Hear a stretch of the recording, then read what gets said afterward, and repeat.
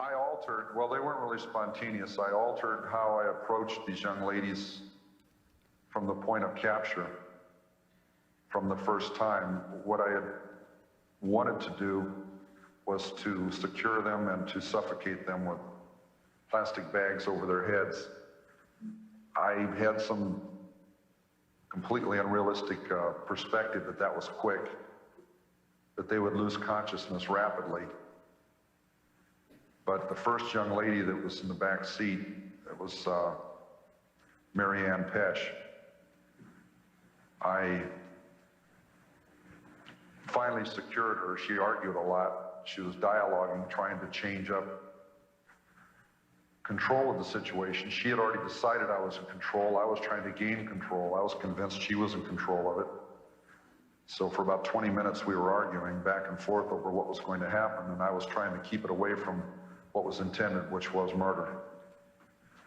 And I decided at that time I wasn't going to tell anyone I was going to rape them. I didn't say that at the time, but I left that wide open as the avenue that it's going to be a sexual release. And that got them very distressed, and it was obvious to me that if I was going to pursue what I was doing, that distress had to stop. So I went into a, unfortunately, more effective behavior of letting them help me. I let more of my personality come out, and I was suicidal, very disturbed, grasping out at someone. I had abducted them, and I wasn't going to let them out of the car because I was tired of people walking away from me. So some of that was very true, but I manipulated that to allow them to help me to the point of resolving their behavior until we got to a place where they could be killed. And that is, I have the biggest problem with that on a guilt basis, because obviously that entailed unusual trust between the captor or the perpetrator and the victim of the crime. At one point, in fact, on the fourth victim of the crime, Miss Shaw, she actually got back into the trunk under her own power. I had a cast on my left arm, it was broken, and I walked her back to the trunk of the car where I told her I was going to keep her undercover so that I could get her to my home where we could talk. But I didn't want neighbors seeing her coming to the house or leaving the house.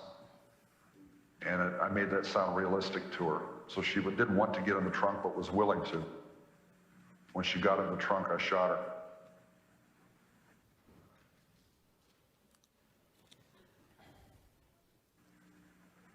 So I'm trying to remember this from a long time ago, but another round had entered and exited that padding area. So there were 3 holes in that padding area that was head level with her. It was off to her right, to my left.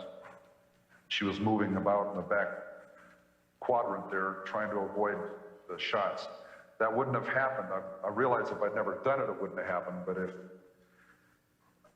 well, my original intention was to make it very quick and neither one of them to be aware of what was happening, and it was not to keep them from stopping the crime, it was to keep them from suffering. I had a real bad problem depriving people of their lives. It wasn't the aspect of killing them, it was the aspect of possessing their bodies afterwards. So it was almost after, in effect, evicting someone from their human body.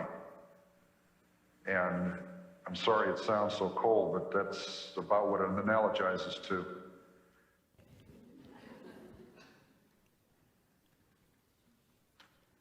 At the time, I wanted my case to look like random killings, unrelated. As you know, there was no real understanding of serial killing at the time, and when I told the police, they asked me how many people I thought I could have killed in the fashion that I did out of the approximately 1,000 individuals that got in my car over a 3-year period that I was out there. This being a hobby, a side hobby of mine, I'm just driving around. I love to drive and picking up anybody who wanted to ride. And then later on, focusing on more difficult cases, people I was convinced wouldn't want to get in because I'm a single male young adult, two-door car. They're not going to want to get in and ride with me. I made that a challenge, almost like a chess game. And the more clever they got about checking me out ahead of time, the more clever I got about appearing innocuous and in a hurry and a businessman.